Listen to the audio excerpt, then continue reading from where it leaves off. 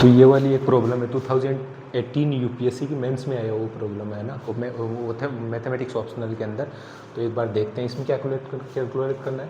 Projection of the straight line on the plane x + 2y + v, इस line का इस plane के ऊपर प्रोजेक्शन कैलकुलेट करना है। ठीक है, तो प्रोजेक्शन जो है, जैसे ये कोई प्लेन है, किसी भी प्लेन के ऊपर कोई लाइन जो है, मान लो ये वाली लाइन जो है ऐसे रैंडमली जा रही है, तो इसका प्रोजेक्शन जो होगा ना, वो प्रोजेक्शन का क्या मतलब है, इस लाइन के हर एक पॉइंट जो है उसका परपेंडिकुलर ड्रॉ करो इस पर। तो परपेंडिकुलर ड्रॉ करेंगे तो क्या होगा, हर एक परपेंडिकुलर को जब इनको आपस में एज मैच करेंगे तो इस लाइन का प्रोजेक्शन इस प्लेन के अंदर जो है वो एक लाइन ही आएगी जो ये प्लेन कंटेन करेगा उस लाइन को, है ना। तो ये वाला कॉन्सेप्ट हम इस्तेमाल करेंगे इसको सोल्व करने में।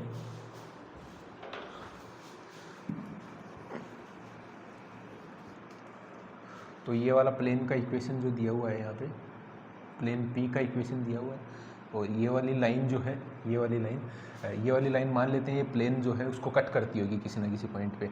तो ये मान लो कुछ इस तरीके से जा रही होगी, है ना। तो ये मान लीजिए किसी एम पॉइंट पे इसको कट करती है ना, ये वाली लाइन है L1। तो एम, अगर ये लाइन इसको इस पर कट कर रही है, देखो हमको प्रोजेक्शन निकालना है। प्रोजेक्शन का मतलब वो वाली स्ट्रेट लाइन जो इस लाइन के प्रोजेक्शन से बनेगी। तो कोई भी स्ट्रेट लाइन 3D में निकालने के लिए हमें क्या क्या चाहिए, एक तो लाइन का पॉइंट चाहिए और उसका DR चाहिए।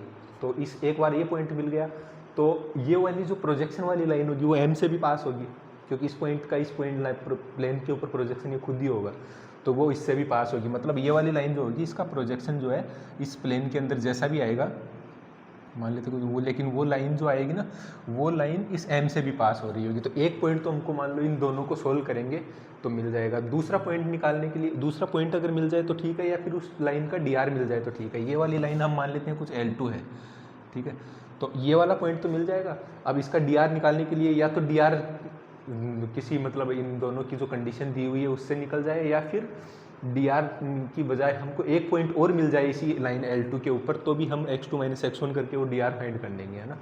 तो ये वाला पॉइंट M फाइंड करने के लिए इसको सेटिस्फाई करवा देंगे लाइन को। तो लाइन के ऊपर कोई जनरल पॉइंट क्या होगा, 2r + 1, और y = 3r + 1, और z = ये -r - 1। तो ये वाला पॉइंट जो है इस लाइन के ऊपर जनरल पॉइंट है। अगर इसको प्लेन पे लाई करवाना है तो क्या होगा, ये प्लेन को सेटिस्फाई करना चाहिए। तो इसको, ये वाले जो x y z है इसको प्लेन के अंदर रख देंगे, और प्लेन वाले के अंदर रखेंगे तो क्या आएगा, ये 2r + 1 + 3r + 1 -2r - 2 = 6। तो ये 3 और 2 5, ये 2 और 2 गया 3r = 6, तो r = 2। तो ये पॉइंट M जो है, ये पॉइंट M के कोऑर्डिनेट होंगे, है ना। तो M के कोऑर्डिनेट जो है वो हमको क्या मिलेंगे, r को 2 डालो इसमें, तो ये हो गया 5, ये हो गया 7, ये हो गया -3। तो एक पॉइंट तो मिल गया। अब दूसरा पॉइंट और निकालना है। अब दूसरा पॉइंट निकालने के लिए या तो हम प्रोजेक्शन, वो जो थीटा एंगल है वो कैलकुलेट करके फिर इसके LMN मान लेते हैं, और LMN मान के और थीटा के साथ में एक कंडीशन मिल जाएगी, क्योंकि ये लाइन जो है ये इस प्लेन के नॉर्मल के भी परपेंडिकुलर है। तो LMN का डॉट प्रोडक्ट जो है उस ये 1 1 और 2 के साथ में 0 कर देंगे, तो L M और N में एक रिलेशन मिल जाएगा। दूसरा रिलेशन निकालने के लिए इन दोनों के बीच में एंगल निकालना पड़ेगा, और फिर इन दोनों का डॉट प्रोडक्ट करेंगे, इसका और इसके LMN का और इसका, और फिर LMN में एक रिलेशन और मिल जाएगा, उन दोनों को सोल्व कर लेंगे। या तो वैसे निकालो, वो बहुत बड़ा होगा क्योंकि थीटा वीटा इन्वॉल्व होगा उसमें, वो कोस्ट की टर्म्स आएंगी, मतलब कोस्ट थीटा = ऐसे √ कुछ, है ना।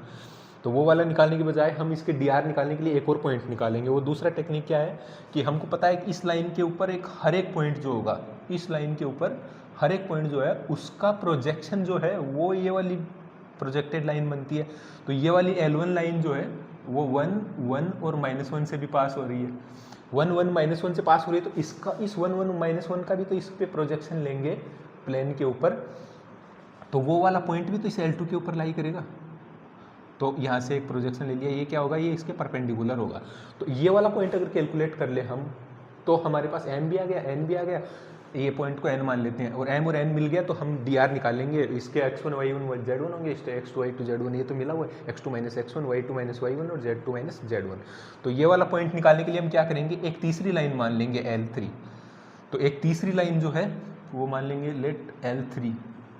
तो ये L3 लाइन जो होगी ना, वो इस पॉइंट से पास हो रही है, x - 1 अपॉन उसका कुछ DR होगा, y - 1 अपॉन उसका कुछ DR होगा, और z + 1 इसका भी होगा ना। तो ये वाली लाइन जो निकाली है हमने L3, ये वाली है L3 लाइन, जो ये वाली से पास हो रही है पॉइंट 1 से, है ना। तो ये L3 लाइन क्या है, इस पॉइंट का प्रोजेक्शन से पास होने वाली लाइन। तो ये वाला भी, ये परपेंडिकुलर ड्रॉ किया है ना, ये परपेंडिकुलर है, तो ये वाली जो ये प्लेन है, इस प्लेन का नॉर्मल क्या होगा, आई कैप प्लस जे कैप प्लस 2 के कैप। तो ये वाली लाइन और ये वाला ये प्लेन का नॉर्मल, ये दोनों पैरेलल होंगे, और पैरेलल होंगे तो इसके जो डी आर हैं प्लेन के, वो इस लाइन के भी होंगे। तो ये वाला 1, ये 1 और ये 2। अब हमको ये वाली लाइन के बारे में क्या पता है, ये कहाँ से पास हो रही है, इस इक्वेशन मालूम है। तो ये वाली लाइन जो है, इसके ऊपर कोई जनरल पॉइंट क्या होगा, वो होगा, वो मान लेते हैं n होगा कोई पॉइंट, है ना। तो वो n है, तो वो n क्या होगा, ये होगा r+1, y क्या होगा r+1 और z क्या होगा 2r-1। ये हो गए n के कोऑर्डिनेट। अब ये n भी तो प्लेन के ऊपर है, तो प्लेन को सेटिस्फाई करवा देंगे अभी इसमें फिर से। तो प्लेन को सेटिस्फाई करवाएंगे तो इसको मान लेते हैं कुछ r डैश है, r पहले मान लिया था ना, या इसको 2r डैश मान लो। तो ये वाला इक्वेशन होगा r'+1 plus r'+1 plus 4r'-2 = 6। r' 4 और 2 6 r' हो गए, और ये 2 और 2 कट गया, तो ये 6। तो ये r' कितना मिला 1।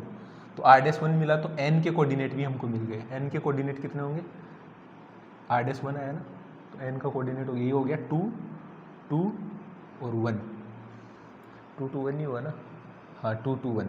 ठीक है। अब ये वाली जो लाइन है, ये n जो है, ये इस लाइन पे भी तो लाई कर रहा है L2 के ऊपर, L2 के ऊपर लाई कर रहा है। तो L2 की इक्वेशन जो है वो उसको निकालने के लिए हमें क्या चाहिए, L2 के ऊपर एक पॉइंट और उसके dr।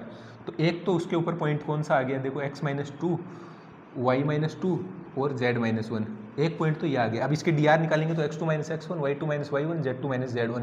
तो ये dr का मतलब क्या है, क्या इसी लाइन की डायरेक्शन में एक वेक्टर चाहिए हमको। तो m भी पता है, n भी पता है, इन दोनों से निकालेंगे m n से। तो ये कैसे निकलेगा, 5 - 2 कितना हो गया 3, 7 - 2 कितना हो गया 5, और -3 - 1 कितना होगा -1। एक तो इस लाइन L2 की इक्वेशन ये होगी, या फिर ये से भी बोल सकते हैं ना, ये वाली लाइन जो है x-5 से भी पास हो रही है, y-7 से पास हो रही है, और z+3 से पास हो रही है। ठीक है। तो ये वाला अब dr तो सेम ही होंगे, 3, 5 और -4। तो ये 2 इक्वेशन होंगी लाइन की, है ना, जिसका प्रोजेक्शन निकाल रहे हैं। तो ये वाली 2 इक्वेशन, ये वाला इस क्वेश्चन का जो है वो सॉल्यूशन होगा। जैसे अभी मतलब मेडी जी का एक बुक था मेरे पास, उसमें देखा इसका सॉल्यूशन कोस थीटा है, साइन थीटा, वो सब करके इतना बड़ा कैलकुलेशन कर रखा था। जैसे लाइन का इस इक्वेशन जो है, हमने ये वाली इक्वेशन मानी, तो उसने क्या किया, ये पॉइंट से तो पास हो रही है वो, ये जो कैलकुलेट किया ये वाला, इससे तो पास हो रही है, इससे पास होने के साथ में LMN मान लिए उसने।